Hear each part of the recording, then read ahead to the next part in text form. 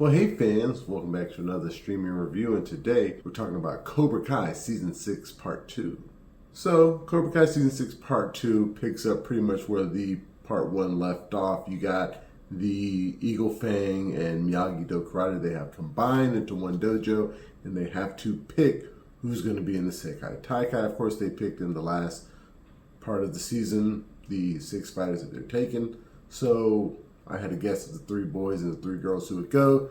They threw us for this loop with that whole, going and hunting for the flag thing, and one of the boys obviously, or one of the boys or girls didn't make it. But then, of course, you had Tori, who ends up leaving and joining Cobra Kai over in, where are they, like Thailand or South Korea? I'm not exactly sure. So that allows for Hawk to actually be able to join and go overseas. So they're in the Sekai Taikai. And I have to say, that's what I enjoyed about this part of the season. I enjoy that the Sekai Taikai is not just another martial art tournament where, one person fights one person, one person fights one person, one person fights one person. It's a team event where they have to do a whole bunch of different things. They have like a capture the flag thing. They have a knock people off of the platform thing. My favorite is where the team actually gets in a circle and it's like a tag team bout.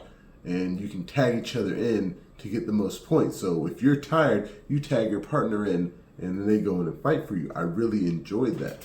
And the drama between the different schools, that was expected. The drama between the teachers, I'm kind of tired of at this point. Like, Johnny and Daniel should be best friends by now. The fact that they're still fighting over just the stupidest stuff, really, I hate it. It's been drawn out for way too long. It's getting very silly. So they need to just go ahead and squash it. I don't want to see that come back up in the third part of the season. Like I said, I like the drama. I like seeing some of the kids from the other karate programs. Those other dojos, they get a little more shine. That's great. There's some, misunderstandings between them, language barriers.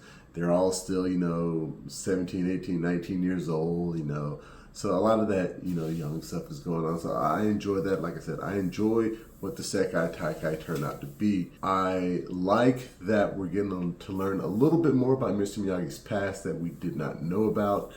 There are some more connections to the old TV show in terms of like one character showing back up. He's a minor character, but it was fun seeing him again. Now, getting to the big thing, and if you've seen the season, and you've seen the trailer for Part 3. This is the first time, and this is a spoiler, you should have already seen Part 2 by now, because Part 3 comes out like next week.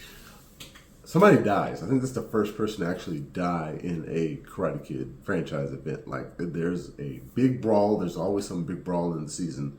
And they did one this time. And a kid picks up a knife that is dropped by Sensei Kreese, and he tries to use it on somebody, doing some kind of stupid spinning kick, lands on himself, stabs himself, and it's alluded.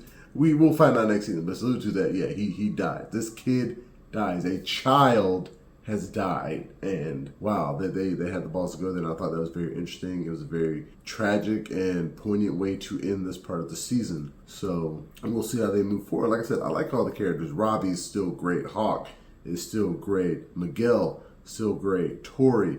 Devin, I think she took a little back seat. Kenny as well. I think they've kind of played those characters down since they're winding the show down. They're really focusing on the big 3, big 4 in terms of the strongest guys and strongest girls. But yeah, I enjoyed the second part of the season. So in terms of a score, I'm going to give Cobra Kai Season 6 Part 2 another good 4 out of 5. I mean, this show is pretty much in the pocket for what it wants to be. It hasn't exceeded my heights since like Season 2.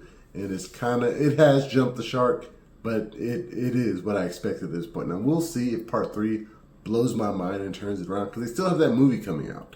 And we don't know how this show, if at all, if it'll connect to that movie. The movie looks good. That first trailer looks amazing. So I can't wait to finish up Cobra Kai here in Part 3 and see what happens next. I thank you guys again for joining me for this streaming review. You can find the full review for Cobra Kai Season 6 Part 2 on YouTube and the website, flipfrogllc.com/flicksfrog. You can find us on Facebook, Instagram, Twitter, and Reddit. And please, pretty please, make sure that you like, share, and subscribe. And until next time, I'll be seeing you.